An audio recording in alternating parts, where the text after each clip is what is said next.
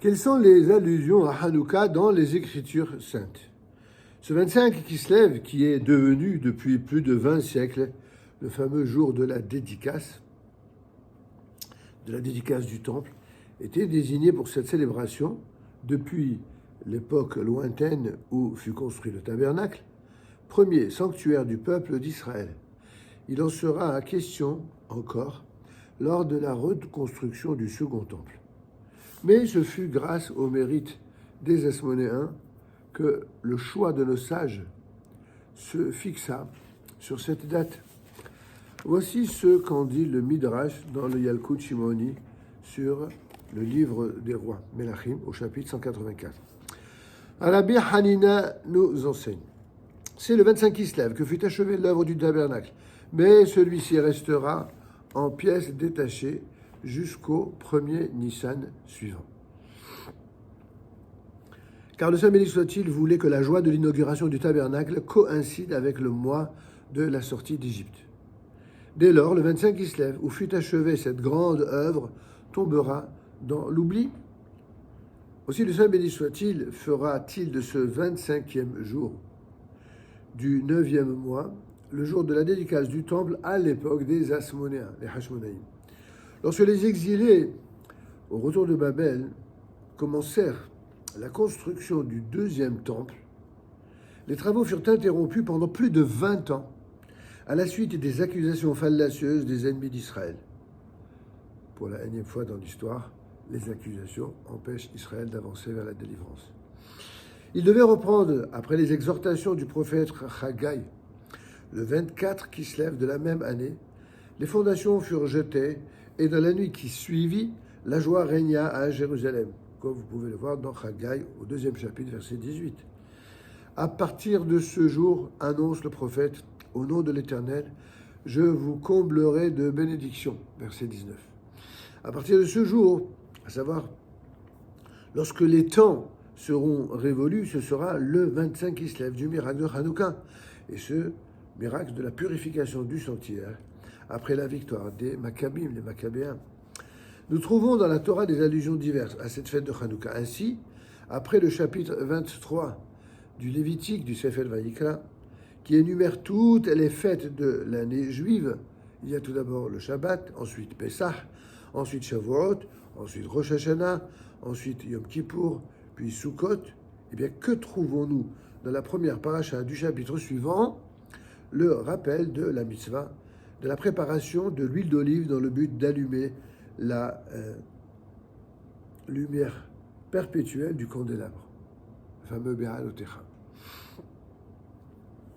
C'est là une allusion à ce jour mémorable du 25 Kislev, où fut rallumé, après sa profanation par les ennemis, le chandelier à 7 branches.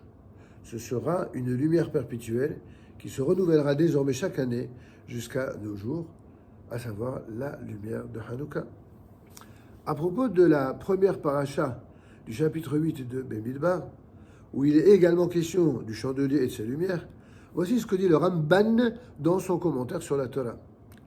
Après que les 12 princes des tribus eurent apporté chacun en son jour leur offrande pour la Hanoukat Habayit, la dédicace de l'autel, offrande dont la tribu de Lévi fut exclue, l'Éternel dit à Moïse de transmettre à son frère Aaron qu'une autre fête de dédicace arrivera un jour, accomplie par les descendants d'Aaron, où l'on allumera des lumières. Ce jour-là, dit l'Éternel, je ferai en faveur d'Israël des miracles et des victoires, suivies d'une Hanouka attachée à ton nom, la Hanouka des Hasmonéens. C'est la raison pour laquelle la paracha du chandelier suit immédiatement celle de la dédicace de l'autel, la fameuse Hanouka Hamizbeah. Selon un autre midrash cité par le Ramban, voici ce que Moïse devait dire à Aaron. Ne te crois pas diminué par le fait que la tribu, c'est-à-dire celle des Lévites, n'a pas offert un sacrifice spécial lors de la dédicace de l'autel. Une plus grande chose t'est destinée à toi. Le culte des sacrifices ne durera que tant que le Beth Hamikdash sera debout. Mais l'allumage des lumières du candélabre, ainsi que la bénédiction que tu adresseras au peuple d'Israël, la fameuse Birkat Kohanim, ne seront jamais suspendus. Or, tout le monde sait que depuis la destruction du temple, non seulement les sacrifices, mais aussi l'allumage du chandelier ont été suspendus. Il s'agit donc, dans cette promesse faite à Aaron, des fameuses lumières de Hanouka.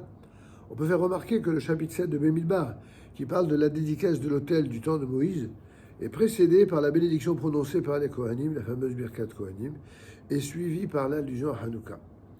Le nombre 25 du fameux 25 qui se lève, en rapport avec la lumière et avec les Asmonéens, nous le trouvons par allusion dans deux versets essentiels de la Torah.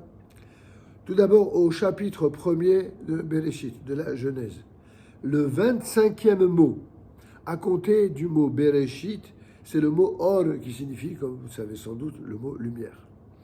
Au chapitre 33 de Bemidbar, dans l'énumération des étapes successives parcourues par les enfants d'Israël sortant d'Égypte, rappelez-vous, il y a 42 étapes entre la sortie d'Égypte et l'entrée en terre d'Israël, eh bien, sur ces 42 étapes, la 25e étape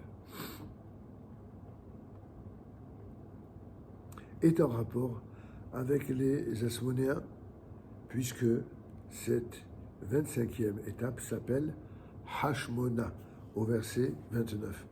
Nous voyons par ces deux références du 25e mot de la Torah qui signifie or et de ce mot Hashmona qui constitue la 25e étape entre la sortie d'Égypte et l'entrée en terre d'Israël, que nous avons ici deux éclairages, au sens propre comme au sens figuré, de ce que nous devons comprendre des messages de la fête de Hanouka, chose que nous allons partager dans les vidéos suivantes.